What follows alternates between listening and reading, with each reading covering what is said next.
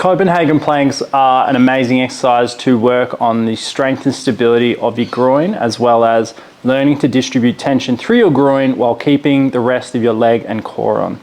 So to set up, the easiest version is where you keep your knee, bottom knee on the ground, top knee resting on a bench.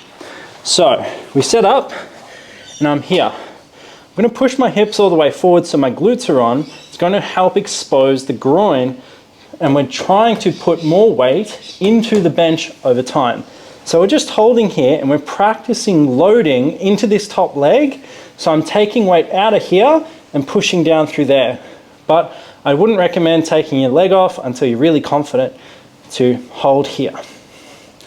So normally they're prescribed as reps. Sometimes you might be prescribed a dip.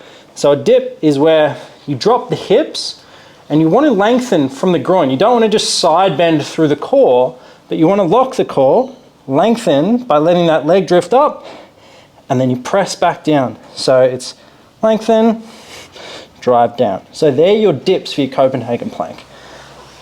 As you get more advanced, you may want to move out further away from the bench. So going to a mid shin, so shin on the bench, is a nice level 2 or a 3 or wherever we're at. So we can lift here, and if you've got the luxury, you can stick this foot through the other side. And so we're holding, locked out, and again we can go for dips, we can go for static holds. There are your two variations. And the hardest version of a Copenhagen is actually elevating the foot and doing this way higher than what we are now.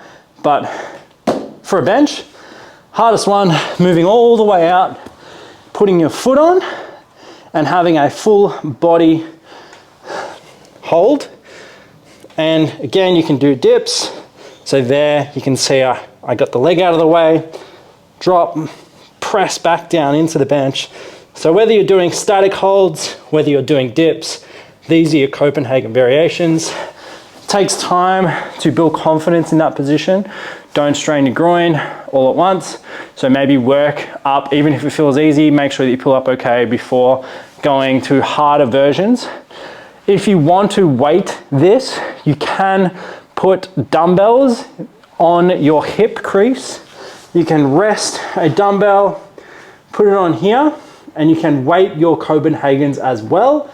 I would recommend that the straight leg version is really comfortable before you aim to add weight, but then you can go hold, weight there, and it'll simulate heavier body and really bulletproof and improve that groin. If you want to build more range, you can do this on a higher surface. Once you've got that full foot on the bench, you can go off higher boxes, chip away, and you can do full negatives where you're dropping the hips all the way down, lifting back up, and you can just keep going higher, heavier, and you will progressively make it harder and harder on your groin. But there are your Copenhagens.